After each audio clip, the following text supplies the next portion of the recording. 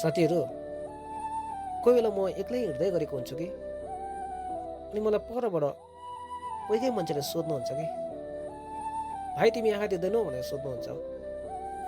अन्त त्यसलाई म हजुर म आँखा दिँदिनँ त भनेर भन्छु। अन्त अरू नसोधे पनि हुन्थ्यो जस्तो लाग्छ नि त मलाई।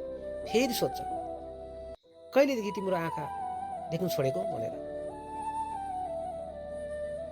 त्यति बेला म मेरो आप्पालाई सम्झिन्छु, किनभने एक दिन म सानो हुँदाखेरि मैले आप्पालाई सोधेको थिएँ नि त, आप्पा मेरो आँखा कहिले बिग्रेको, मैले कहिलेदेखि देख्नु छोडेको भनेर सोधेको थिएँ नि त। त्यति बेला आप्पाले मलाई भन्नुभएको थियो कि तिमीले 3 वर्ष हुँदासम्म आँखा देखेको भनेर भन्नुभयो। मलाई आज पनि याद आउँछ मैले आप्पालाई सोधेको र आप्पाले भनेको। मलाई दुःख लाग्छ। अहिले त हामीसँग आप्पा हुनुहुन्न, 2 वर्ष भयो उहाँ संसारलाई छोड्नु भएको। सायद उहाँ ईश्वरको काखमै जानुभएको छ भनेर म विश्वास गर्छु।